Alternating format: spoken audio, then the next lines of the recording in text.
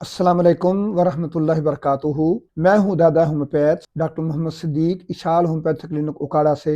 आज की हमारी होम्योपैथिक रेमेडी का नाम है पेंक्रियाटिनम। ये होम्योपैथिक फार्मेसी के असूल के मुताबिक एक सार कोड है और इसको तैयार किया गया है ताकि उस मुतलका उज़्व को ये पावरफुल करके तो उसको तंदुरुस्त और सेहतमंद बना दे अल्लाह के हुक्म से। लिहाजा ये पेंक्रियाटिन इस नाम से ही पता चल रहा है कि ये पेंक्रियास से तैयार की गई है, भेड़ या बैल के पेंक्रियास से उसकी सक्रीशन को लेकर।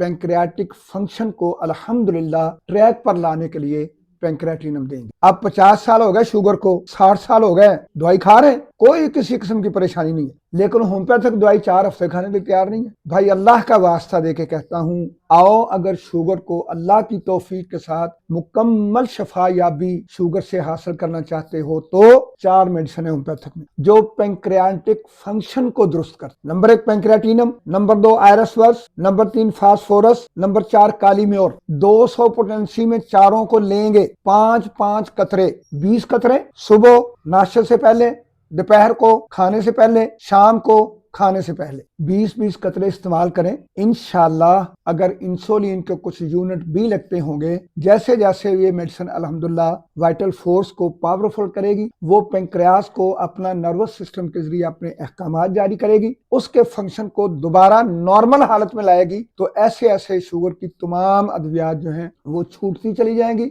और आखिर में इंशाल्लाह इनके भी 4 अद्वियात के खाने की जरूरत बाकी नहीं रहेगी। अल्लाह के फजल से पेंक्रियास अपने काम पर खड़ा हो जाएगा और अल्हम्दुलिल्लाह नॉर्मल वैल्यूएशन के तहत एक तंदुरुस्त इंसान के अंदर जैसे वो काम करता है, ऐसे ही शुगर ना रहे बांस ना बजे बांसुरी। जब काम ही करना पेंक्रियास ने शुरू कर दिया तो फिर शुगर की किसी दवाई की जरूरत ही नहीं होगी। अल्हम्दुलिल्लाह उसका ब्लड लेवल, यूरिन लेवल मुकम्मल ठीक रहेगा।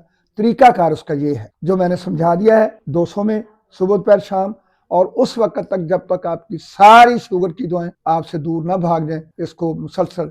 मेरे तजर्बे के मुताबिक सिर्फ मैंने 1 साल, जो मरीज जपालपुर चौक में रहता था, रब्बानी के डेरे पर वो काम करता था और उसको